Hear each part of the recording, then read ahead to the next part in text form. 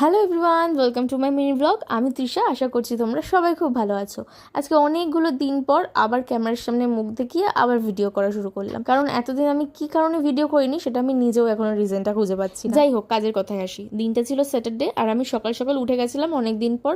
আর উঠেই দেখলাম এত সুন্দর রোদ উঠেছে, আর অনেক দিন ধরে তো শুধু বৃষ্টি দেখে যাচ্ছি। আজকে সকালেও ঘুম থেকে উঠে রোদটা দেখে একটু মনটা ফুরফুরে হলো। আমার ঘুম থেকে ওঠার কারণ পড়াতে যাব। পড়াতে গেছিলাম, পড়িয়ে টড়িয়ে দিদার বাড়ি এসে দিদা অলরেডি আমার জন্য একটু ম্যাগি করে রেখেছিল, সেটাই ব্রেকফাস্টে করে বাড়ি এসে একদম স্নান করে রেডি হয়ে নিচ্ছিলাম। এবার যাব আমি ড্রয়িং ক্লাস করাতে। আমি বেসিক্যালি ড্রয়িংটা সবার বাড়িতে বাড়িতে গিয়ে শেখাই, কোনো রকম পার্সোনালি আমার বাড়িতে বা কোনো জায়গা আমি করিনি যেখানে আমি শেখাবো বলে। কিন্তু এবার ভেবেছি যে সানডে করে আমার বাড়িতে বিকেল 4টে থেকে 6টা আমি ড্রয়িং ক্লাস করাবো। যারা যারা আমার সাথে যোগাযোগ করতে চাও ড্রয়িং শেখার জন্য, পিন কমেন্টে আমার নাম্বার দেওয়া আছে, তোমরা এই নাম্বারে যোগাযোগ করে নিতে পারো। আর যারা যারা বাড়িতেও পার্সোনালি শিখতে চাও তারাও কন্ট্যাক্ট করতে পারো, কারণ আমি বাড়িতে এবং নিজের বাড়িতেও ক্লাস করিয়ে থাকি। তোমাদের সাথে কথা বলতে বলতে আমি রেডি হয়ে ক্লাস করাতে বেরিয়ে পড়লাম। আমি ফার্স্ট যে স্টুডেন্টকে ক্লাস করাতে গেলাম সে দেখলাম বাড়িতেই নেই। তো কি করা যাবে, সেই স্টুডেন্টের বাড়ির ওপরেই থাকে শুভরা, তাই জন্য শুভর ঘরে গিয়েছিলাম এই পুচকিগুলোর সাথে দেখা করতে। আর এই দুটো পুচকি কিন্তু আলাদা আলাদা, ওরা কিন্তু জমজ, একজন ছেলে একজন মেয়ে। একজনের নাম লিও,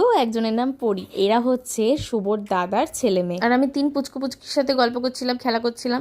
তারপরে শুভ কাছ থেকে বাড়ি এসে আমাকে ক্লাসে ছাড়তে গেল। দুটো থেকে আমার আর একটা ক্লাস করানো ছিল, সেই ক্লাসটা কমপ্লিট করে আমি বাড়ি যাব খেতে। আর এই ভাই আর দিদির আজকে আমার কাছে ফার্স্ট ক্লাস করা।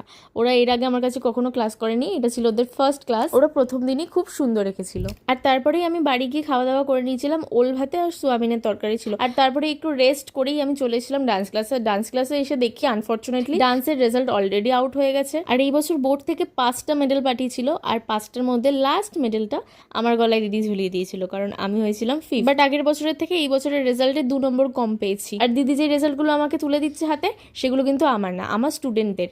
ওরাও এই বছর ড্রয়িংয়ে বসেছিল আর ওদের রেজাল্টও ভীষণ ভালো হয়েছিল। সত্যি কথা বলতে ওদের হাতে ধরে একটু একটু করে শেখাতে পেরেছি, আর ওদের রেজাল্ট যে এত ভালো হয়েছে সেটা আমার কাছে খুবই প্রাউড মোমেন্ট। আর আমি টিচার হিসাবে খুবই খুশি হয়েছি। আর তারপরে বাড়িতে এসে দেখি যে হাইপেনের এই 2টো সিরাম চলে এসেছে, আর আমি বিশাল এক্সাইটেড হয়ে গেছিলাম দুটো দেখে, কারণ আমি অনেক দিন ধরে উইশ লিস্ট করে রেখেছিলাম যে ওটাকে আমি কিনবো।